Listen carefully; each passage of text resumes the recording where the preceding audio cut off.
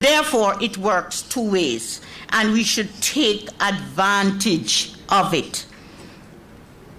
Take advantage of it. And I'll tell you one of the things, too, is that if it is that we get our way in the Institute of Chartered Accountants Tax Committee, we are lobbying for the income tax rate to go down.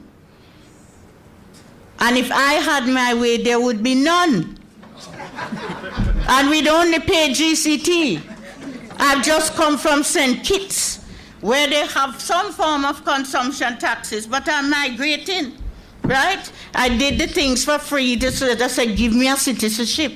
They have no individual income tax. And the streets are clean, and they're getting on with their lives. They're now introducing GCT on a flat rate. They had it on various rates, but guess what? There's no income tax. And in respect of individual retirement schemes, they are bringing in legislation forcing self-employed persons to make contributions on the 20% basis in order that the pressure will be off of the government. I say to everyone in this room, the tax benefits have been significantly increased, and we must take advantage of them.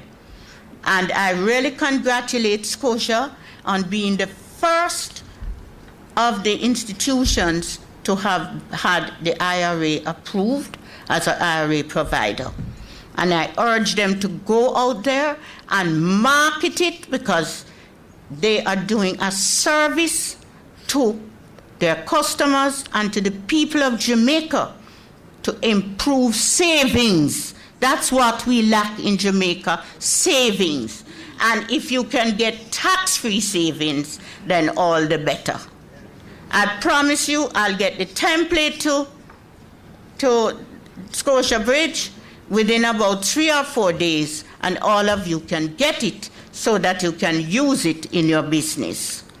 So I've outlined to you the tax benefits. The employer gets a benefit, deduct everything that you pay over. The employee, if they only pay over 5%, you can do 15%. And with the IRAs, it's 20% of chargeable income. That's reducing your income tax liability by 20%. Thank you all very much.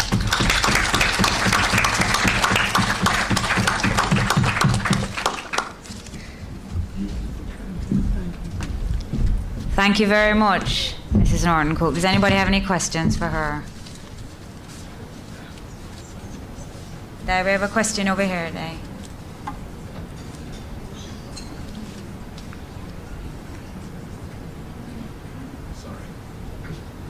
Sir, 1 second. We just have a gentleman right here.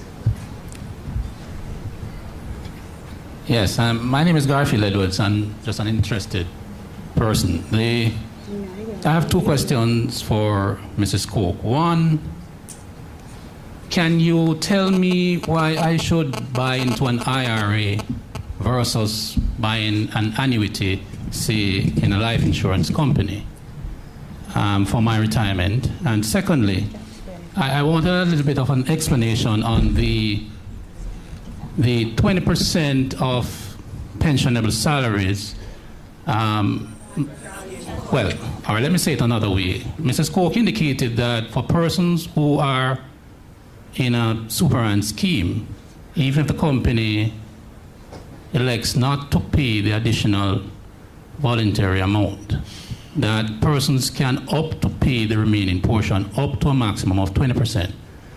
I thought we were restricted by plan rules and the Income Tax Act that says you can only pay a maximum of 10% of salaries. So I need that to be explained a little bit further.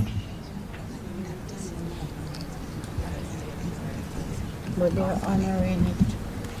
They're Having a little discussion on the panel. Yeah, yes, I know that.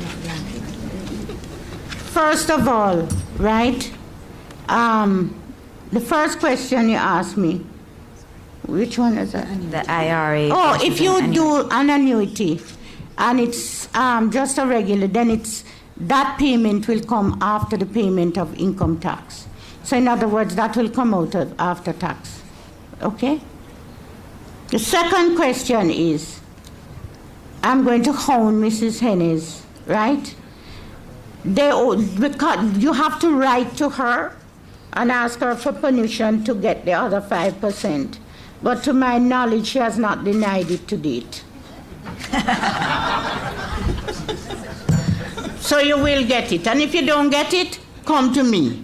I'll get it. Remember, I serve the world because I'm the chairman of the Institute of Chartered Accountants Tax Committee, the Bar Association's Tax Committee, and the deputy chairman at the Chamber of Commerce Tax and Economic Committee. So I must get it for you. Let me say that right now the Pensions Act only allows you up to 10%. So if your employer is paying 5, you can only pay an additional 10. However, as we speak, steps are being taken to correct that in legislation, and we're hoping that maybe by summer it will go through. I would like to advise Mrs. Hennes how to, go about getting your legislation passed. Is you go to Mr. Edwards at the Chief Parliamentary Council, you draft the thing yourself, right? And you go and sit down with him until he redoes it. And when it is finished, you go with him to Parliament, right? And you sit on the sidelines and be there to answer the questions. And before that, you find out when it is the PNP senators have their meeting, which is a Thursday evening. The JLP senators have their meeting on a Wednesday evening. And you sit there and you discuss it with them and you convince them that this is the way to go. And then when it goes to the Senate, you sit on the side again, so you are there to answer any questions, right? And you harass Mr. Edwards until you get it through. I've done that with the Public Accounts Act and with the Companies Act. So if you want me to come and help you as regards getting the legislation through, because the legislation is absolutely vital. I agree, Ethlyn. We cannot be waiting so long. Yes, good morning. Wayne Chan. I'm an accountant. If you send in your 2009 returns for income tax, can you subsequently claim against the 2009 for the 20% tax rate? If you entered the scheme in 2009? No, you're just starting the scheme. You can't make it retroactive. No, you wouldn't be able to make it for 2009. Okay. It is a 2010 return. Okay. Because any time you enter the scheme in the particular year of assessment, the year of assessment for tax purposes is January to December. Contrary to what people think, that it is the same as the financial year, it is not. The tax year of assessment is January to December. So any time that a self-employed person would have entered the scheme, you'd be entitled to the 20%. Okay, so for 2010, you should obviously register as soon as possible. Yes, get into the scheme as soon as possible. But the possible. thing is, how would you know your 20% before the end of 2010? Because you won't be able to calculate the profit. Remember, that the Income Tax Act asks you to pay estimated tax based on your prior year earnings. Yeah.